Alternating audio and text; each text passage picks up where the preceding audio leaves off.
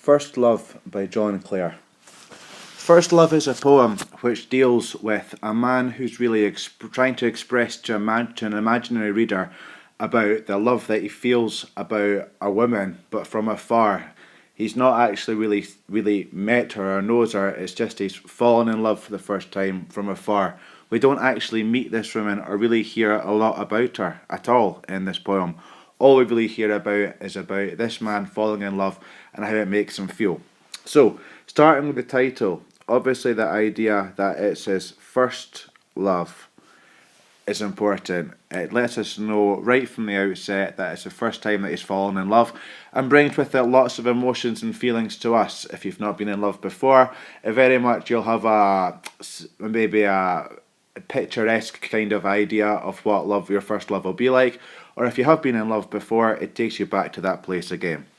Now, the fact that it instantly starts off with the word I, it instantly makes it first person narrative, it instantly makes it personal, and we know that it's a particular person speaking to the reader.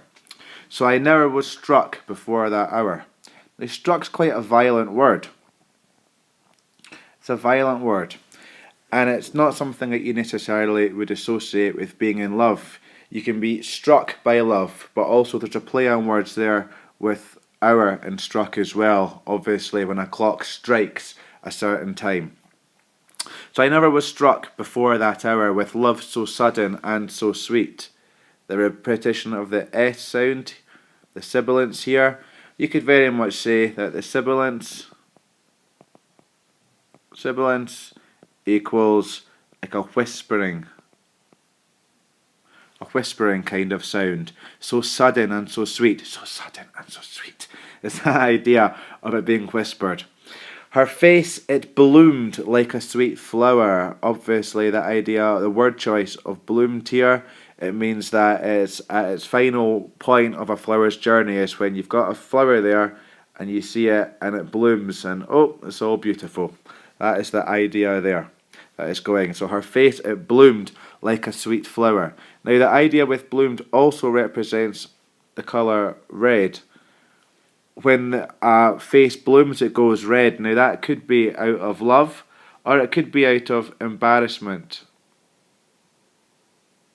When she sees him, perhaps this woman doesn't actually really like this guy quite as much as he thinks.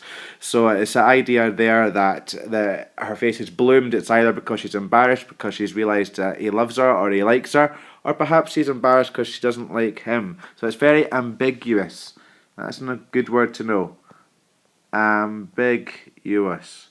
And what that means is it has more than one meaning. So her face, it bloomed like a sweet flower. Obviously a simile suggesting beauty. And stole my heart away complete. Now again, this word stole, it's in a bit like the word struck here. They're not words that you necessarily would instantly associate with falling in love.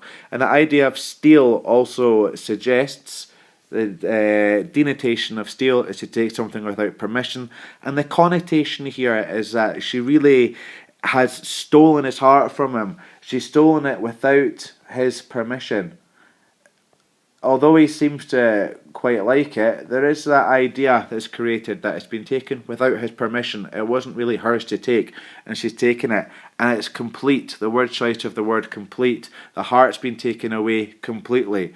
Now you could also analyse the meaning of the word heart and what it means, what it represents. Obviously, without a heart pumping blood, you die. So that's quite important if she's taken his heart away.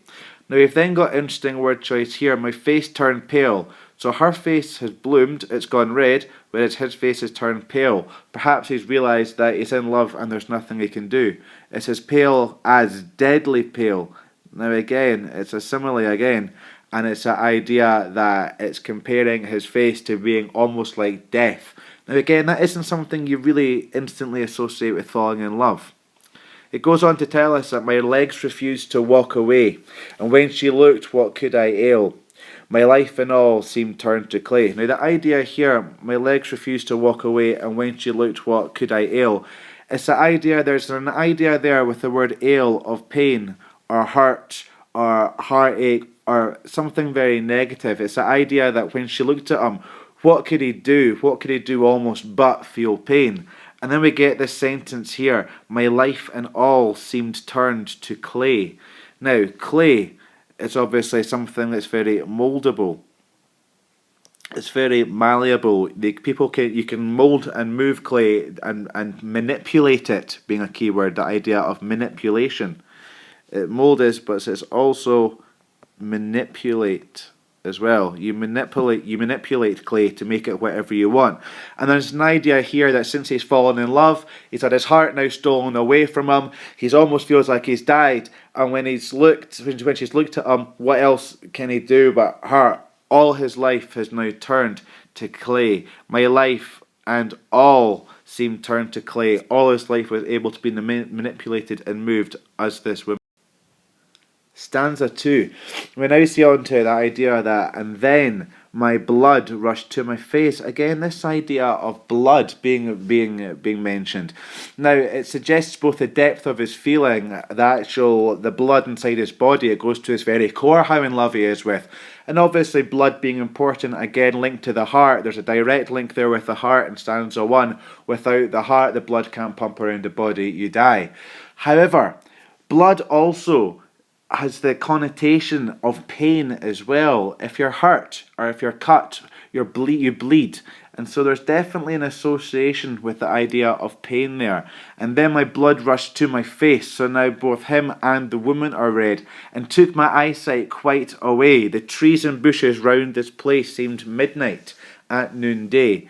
It's taken his eyesight away. Now, this idea, when he's seeing, he talks about seeing and he talks about sight. Now, this idea here represents being able to see, therefore he can understand. Now, if this woman's taken his eyesight away, if love has taken his eyesight away, he can no longer understand.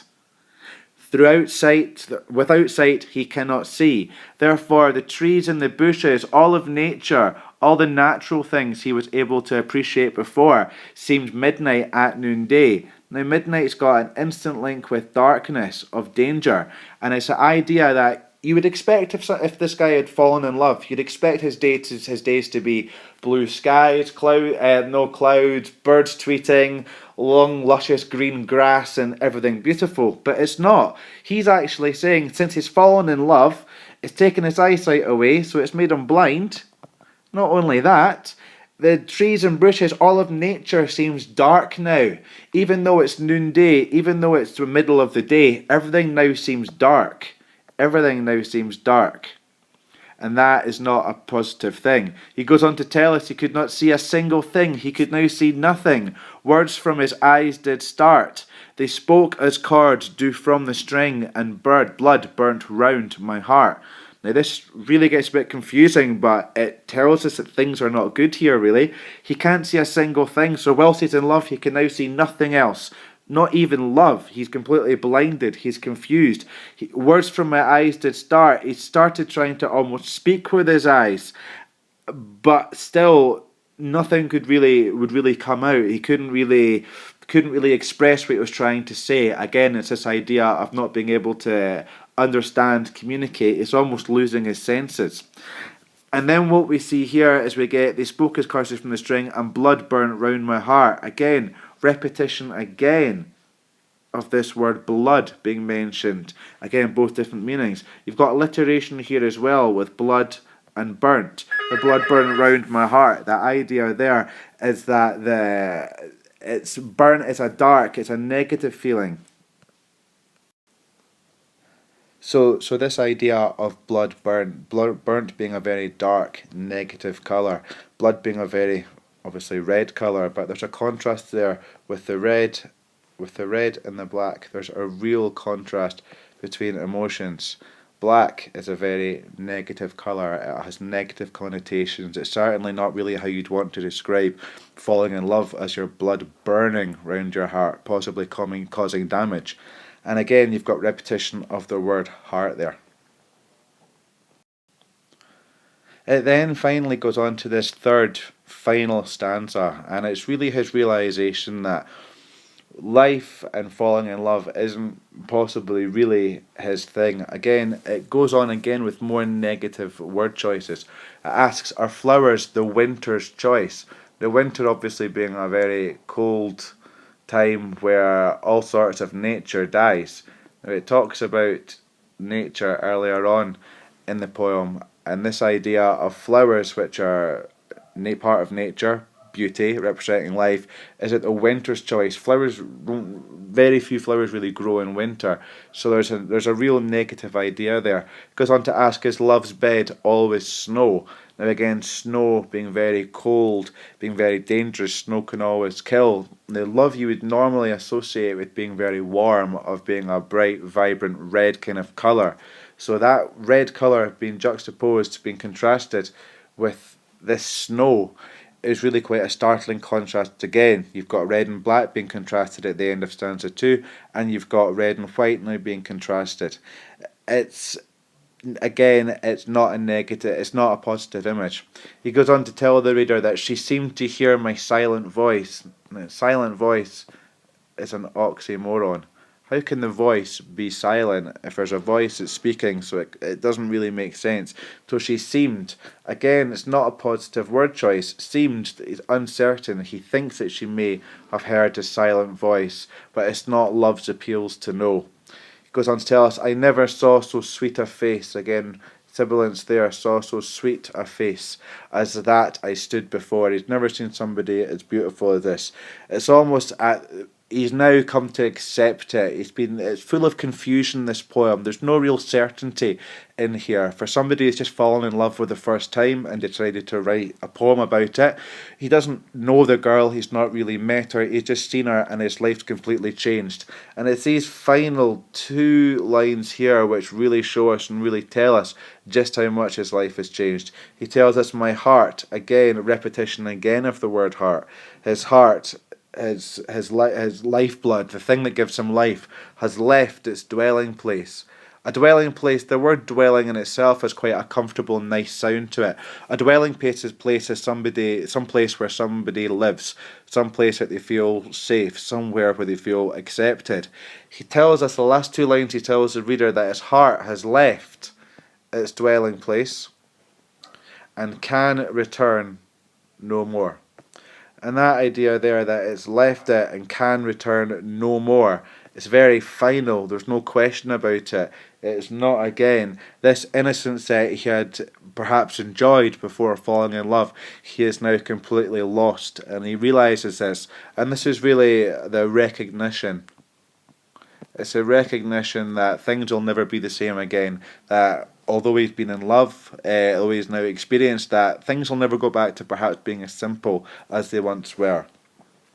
The 3 stanzas taken together really don't paint a positive image for love or falling in love. And this is something that you really want to explore through the writer's word choice, through the writer's sentence structure, and through the writer's poetic techniques that he's used. All the imagery is created.